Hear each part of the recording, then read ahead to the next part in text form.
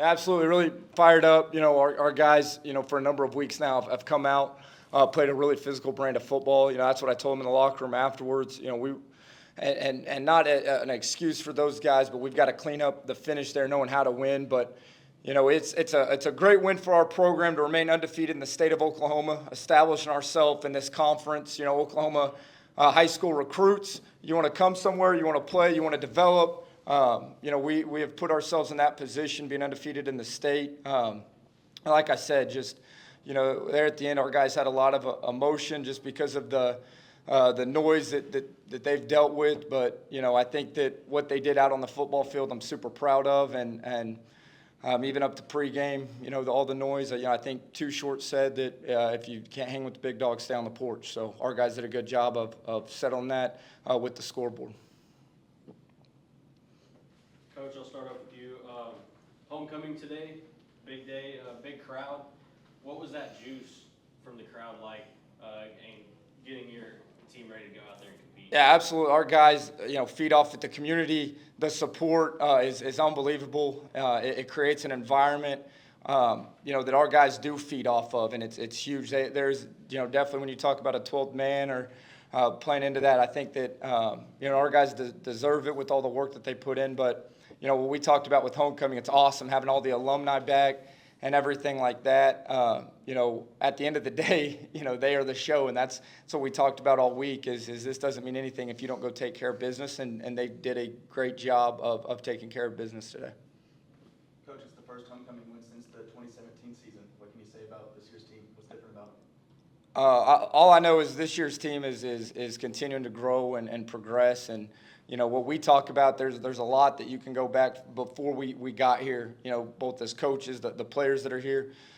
Our big focus is where we're going forward, whether, it's next week where we want this program to go. And so that's awesome. That's great, fired up about it, but being really locked in on what's immediately in front of us and where we're trying to take this program to. Baylor, I'll go to you. This is your second game this season with over 100 receiving yards, and you also added 3 touchdowns, which ties the school record since joining Division II. What went right for you today to have that big of a game? I mean, every week I just do my job, be in the spots I need to be, just trust our quarterbacks.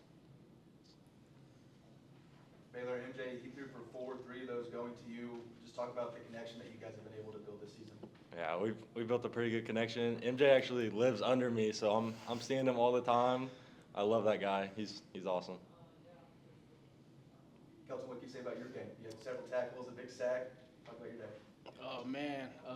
All I got to say is, man, my coaches trust me. And when they trust me to make those plays, I got to go make those plays, man. They come up to me, tell me every day, you got it.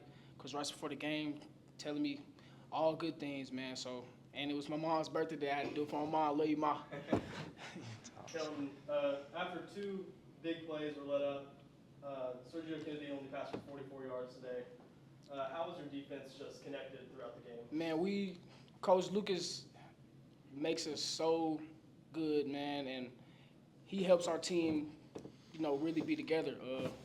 All the guys on the field, we all are one unit. We're not separated. We're not nothing else other than a team, and that's how we play. That's our brand of football.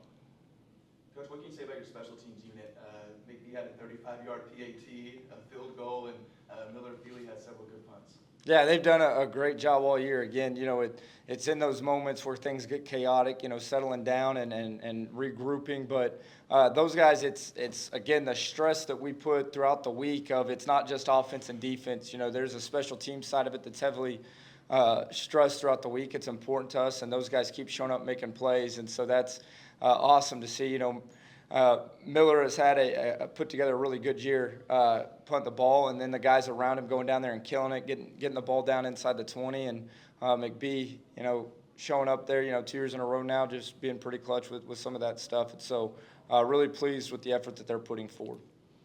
This was for both players, 2 wins in a row now, and you're 4-2 in your last 6. Nearing the final stretch of the season, what's the vibes in the locker room like? Finish. We trying to change this program around, and it starts start of every week, man. We got to keep going. Just got to finish through, win it all. Coach, similar question. 4-2 in the last 6 weeks with those 2 losses coming against tough competition by a combined 5 points. How are you feeling, and what momentum can you take into these final 3 weeks? Well, and I've said it before, momentum week to week, is what it is. You go create your own momentum each week. I mean, we're going to go through the same process, win or lose. Our guys have just done a great job of understanding what exactly it takes. Winning at the collegiate level is difficult. And so every week is going to require something different. We've got a really long road trip that we're going to take this week that we've got to go recenter for and be ready because, the distraction and everything that goes into that is going to be different than what this week with homecoming was. And so I think, do a good job on a week-to-week basis with how we prepare, creating momentum for each week, and then going out, and like I said, just playing the game the way that it needs to be played. So it's a credit to our guys, the assistant coaches, having the guys ready to go and execute and play. Perfect. Thank you, guys. Congrats on the Go Dogs.